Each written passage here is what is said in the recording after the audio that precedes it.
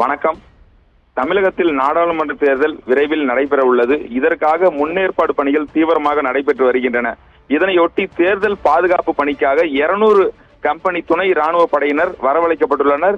இதில் முதற்கட்டமாக நேற்று 25 கம்பெனி துணை ராணுவ படையினர் தமிழகத்திற்கு வந்து பல்வேறு மாவட்டங்களுக்கு அனுப்பி வைக்கப்பட்டனர். அதாவது கேரளா மாநிலம் கொச்சியில் இருந்து கோவைக்கு நேற்று உதவி கமிஷனர் சி ஜெயந்த்குமார் தலைமையில் 275 பேர் அடங்கிய 3 கம்பெனி துணை ராணுவத்தினர் ரயில் மூலம் வந்தனர்.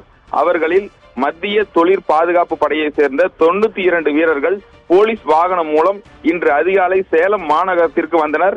அவர்களை சேலம் மாநகர போலீஸ் தேர்தல் பிரிவு அதிகாரிகள் வரவேற்றனர். பின்னர் துணை ராணுவத்தினர் தங்களுக்கு ஒதுக்கப்பட்ட அஸ்தம்பட்டி சிஎஸ்ஐ சமுதாய கூடத்தில் தங்க வைக்கப்பட்டுள்ளனர். நாடாளுமன்ற தேர்தல் தேதி குறித்து எப்போது வேண்டாமானாலும் அறிவிப்பு வெளியாகலாம். எனவே தேர்தல் முன்னேற்பாடு பணிகள் அனைத்தும் தீவிரமாக நடந்து வருகிறது. சேலத்திற்கு வந்துள்ள துணை ராணுவத்தினர் தேர்தல் தேதி அறிவித்ததிலிருந்து வாக்குப்பதிவு, வாக்கு எண்ணிக்கை மற்றும் முடிவுகள் அறிவிப்பு வரும் வரை பாதுகாப்பு பணியில் ஈடுபடுவார்கள் என சேலம் மாநகர காவல்துறையினர் தெரிவித்துள்ளனர்.